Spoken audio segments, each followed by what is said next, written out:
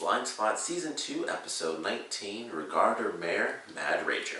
I really enjoyed this episode. I think it was definitely entertaining watching them, basically watching the entire team go through this weird sort of like citywide maze sort of experience where it starts off super crazy. It was like some movie stuff going on where it's like there are 18 secret organizations or some weird stuff happening. And so they go to find this guy that they get a lead on, and then that leads them to the Rubik's Cube and stuff, but he gets chased down, and then he gets killed by some random person, and then that guy gets shot by another random person. I'm like, I don't understand at all what is going on, but it was entertaining to watch to see what in the world was happening. So they find out that there's basically this international game being played, and all these different hackers have to get this Rubik's Cube and go through like 18 million steps in order to get this insane cache of classified data, which we find out actually involves the Truman Protocol, which of course by the end there's still the biggest question is still up in the air, but of course they have a bit of a clue. Everything's redacted, so of course the mystery's still there, but they at least have a lead on it. So I thought it was nice the way they went about it, and they have all these crazy things happening. The dialogue I thought was pretty funny, like Patterson messing around with Weller, and she's like, it would take me like a day or whatever to do this, and she like mimicked his voice like, oh, we don't have enough time for that. And it was just a funny episode. Like, there was a lot of funny dialogue in this, and it was just fun watching them go through this experience. And then of course when they actually get to the location where they're going through like the final, I think there were like 2 or 3 more tests that they had to go through. Even when they get there, the woman that comes down the stairs, she's super silly and she's making jokes and stuff like that. And it was just entertaining to watch. And I was like, this whole thing is just really over the top, but it also makes sense, and it's like, it's the 2 characters, these sisters. And it was just fun. I was like, this is just entertaining to watch. So I really enjoyed the main story of the episode. Ultimately, it was a happy ending, at least for that half of the story. And I was like, that's really cool. So I certainly enjoyed the way that it ended. They get this big cache of information.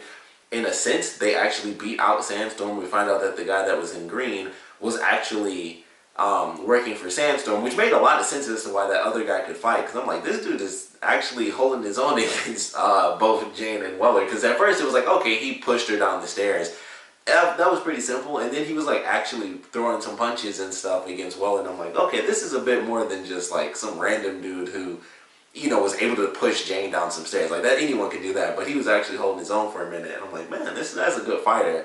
So it kind of made sense at the end. I was like, oh, that makes sense. They know how to fight.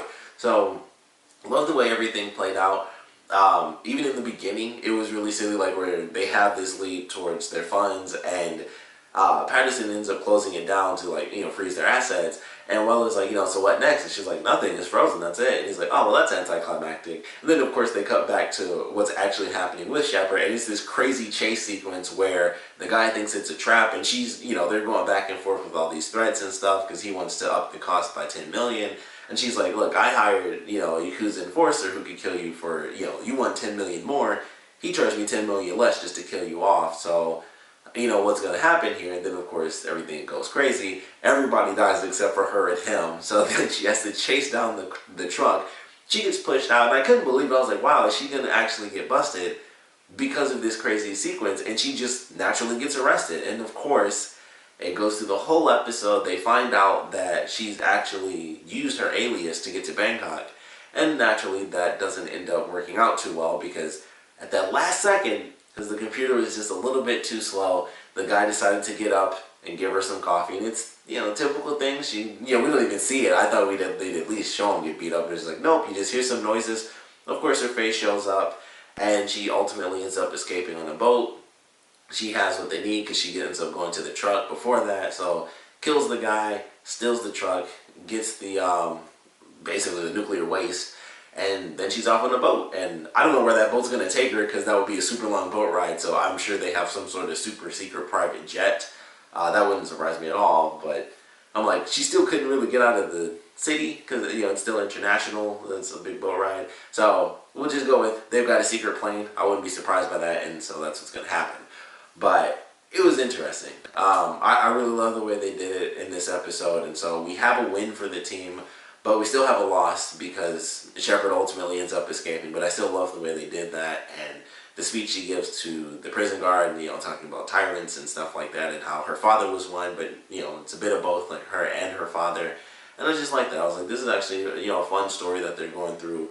with both halves. And then we also have another story that kind of comes into play, which I'm assuming is going to be a bigger element in the next episode, but it all revolves around Reed. So it first starts off with him coming back, and so Weller basically just says, hey, just kind of go back into training, get into field shape, and everything's good to go, no big deal. So that's what he goes into, and it's pretty simple for him. He goes to training and he goes to the psychiatrist, and they have a conversation, and it's not too drastic for him, but she does hint at him possibly not doing the right job anymore. And I thought that was interesting, so we'll see how that ends up playing out. But the second thing that also technically involved Reed was Zapata having taken that knife. And I knew she shouldn't have done that. I said it back then, like, this is going to bite her in the butt because it's television. That stuff never plays out. I thought it was over for sure. I'm like, that was a super long time. Even she says it, like, yeah, that was forever ago, so what's happening? And I'm like, no big deal, that was done, it's over. I was like, maybe I was wrong, and then it comes back like a million years later. So yeah, we're possibly doing an investigation, checking some things out, making sure your ducks are in a row. And I'm like, she's screwed. I didn't think it was going to be like this episode where, they mention it and then she gets arrested at the end of the episode. So she's busted. Like, they know something happened. And I think she knew a guy. I think if I remember right, she like called someone to kind of sneak into there. Or maybe they just have files on her because, it's a police station or wherever, it was a police station. So wherever she is in that police station is going to have cameras, at least in the hallway, if not in the evidence room. Like, okay, so she checked in. If I'm trying to remember like the actual sequence, but she like talked to someone either dropping off the knife to put it back or picking it up. And it was just like, yep, that's it. She finally got busted. So I don't know what they could possibly do to let her off the hook for that one. But she gets busted by the end, and I'm very curious where it's headed. Nothing about her in the promo, which is what I was hoping for. I was like, holy crap, that's a crazy way to end it, where she gets officially arrested. What's about to happen? And it's all about Jane fighting Ronda Rousey and getting beat up, basically. So I'm like, all right. Well, I'm still excited for that because that should be some good action in the next episode. So I'm looking forward to that. But I can't wait to see what they do with Zapata and how in the world this is supposed to play out. And they kind of tease what they're doing with Reed. Considering that tease plus her being arrested, I feel like maybe one of them is going to leave, and it seems way more likely that it would end up being Zapata because I don't know, once again, how she could possibly get out of this situation.